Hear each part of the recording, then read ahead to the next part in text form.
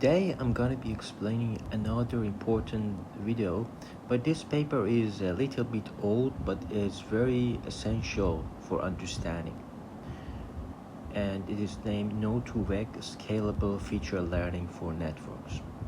This KDD paper in 2016 by Yuri Leskovic in Stanford, who is one of the best researchers in graph representation learning, graph neural networks. So I want to compare node2vec with deepwalk. Deepwalk is another, I will explain it in another video. So both of them look similar in the sense that for deepwalk we have a truncated random walk, but for node2vec it's a biased random walk that generates a sequence. And both of them, you give it to skipgram or plus hierarchical softmax because of the problem of a skipgram. And but skipgram can also be combined with negative sampling. So because of the denominator problem, we have two approaches. Either you can use hierarchical softmax, or you can use negative sampling. And then you can have a good representations for nodes. So we formulate feature learning in networks as maximum likelihood optimization.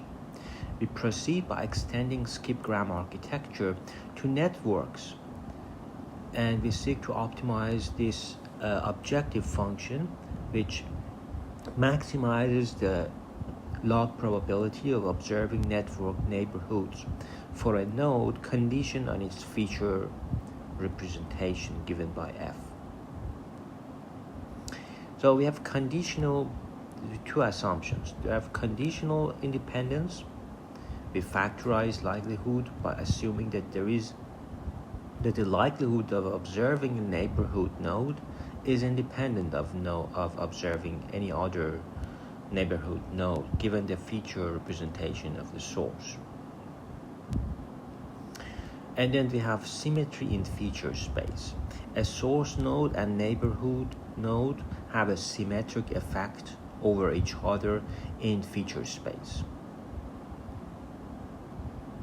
So we model the conditional likelihood of every source neighborhood node pair as a softmax unit parameterized by this dot product of their features.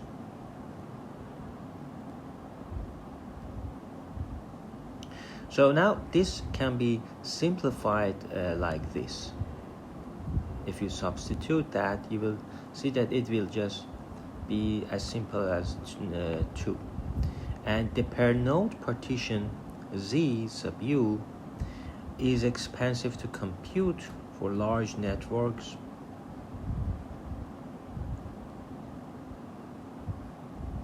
And we approximate it using negative sampling.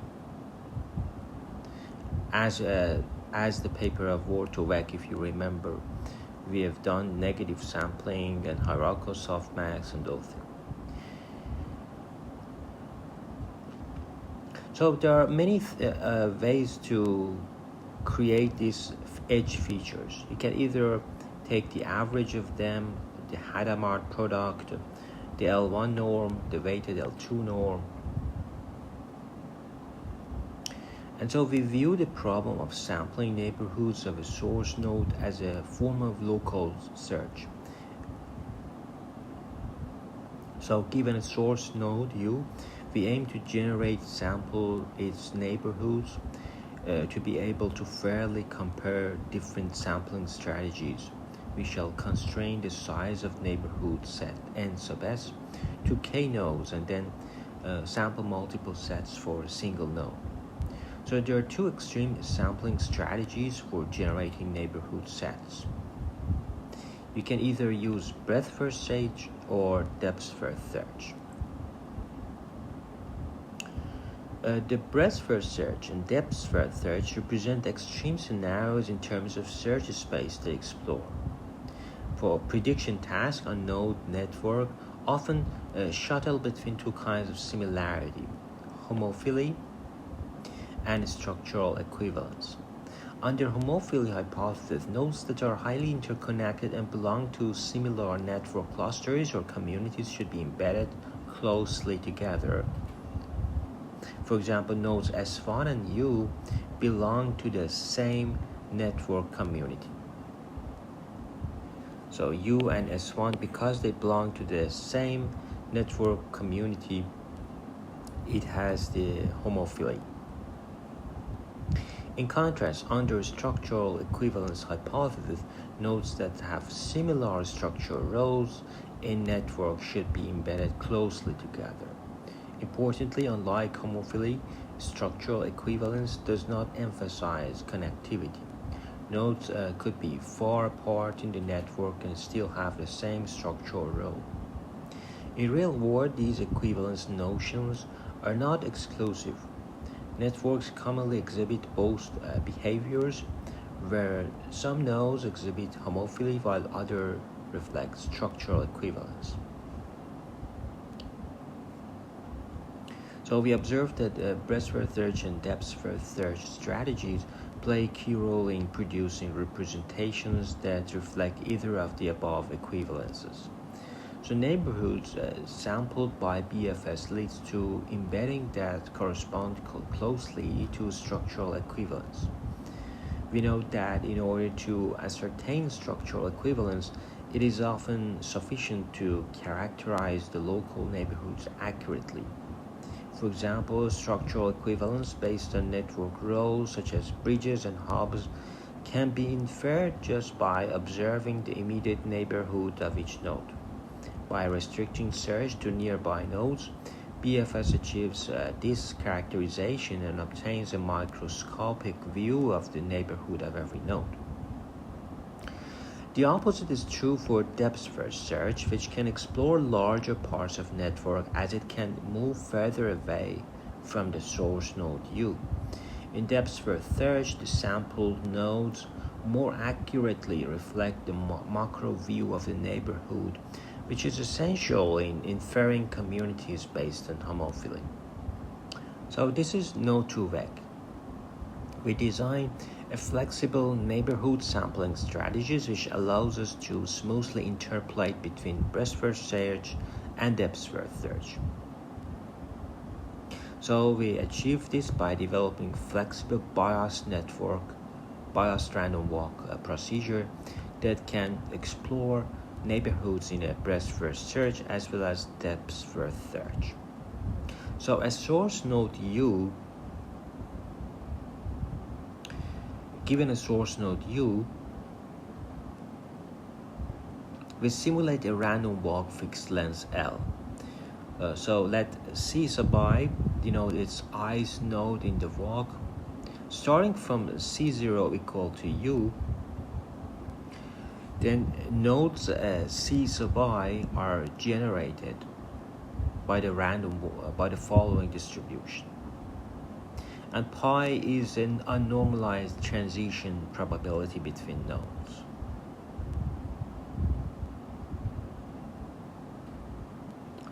Search bias alpha. The simplest way to bias a random walk could be sample the next node based on the static edge weights. However, this does not allow us to account for the network structure and guide our search procedure to explore different types of network neighborhoods. Unlike breadth-first search and depth-first search, which are extreme sampling paradigms suited for structural equivalence and homophily respectively, a random walk should accommodate for the fact that these notions of equivalence are not competing or exclusive. And real-world networks commonly exhibit a mixture of both. So we define a second-order random walk with two parameters P and Q which guide the walk. Consider a random walk that just traversed the edge T and V and now resides at node V. The walk now needs to decide on the next step, so it evaluates the transition probabilities on edge V and X. So we set the unnormalized transition probabilities to alpha. So d sub t and x denotes the shortest path distance between nodes t and x. If the shortest path distance between nodes t and x is 0, then we get alpha is 1 over pi. But if shortest distance is different, either 1 or 2, then we have different alpha for that.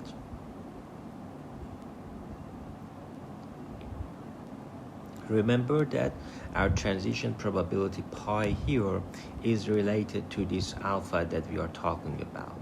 That's why you need to know this alpha. So it's a biased, so we are creating some biased random walk. It's not an ordinary random walk. And you see it here. Depending on the distance between the two nodes, we have different alpha.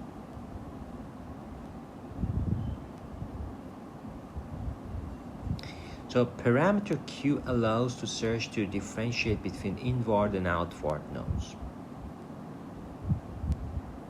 And so this is the algorithm. First we do node2vec walk, and then we append all the walks, then we do stochastic gradient descent.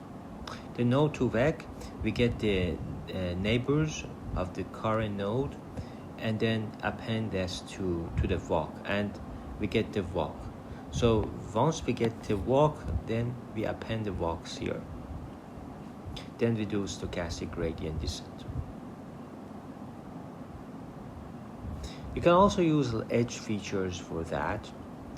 So this is the experimental results for data sets like Wikipedia, protein-protein interaction. This is micro F1 score for multi-label classification, with 50% of the nodes labeled for training.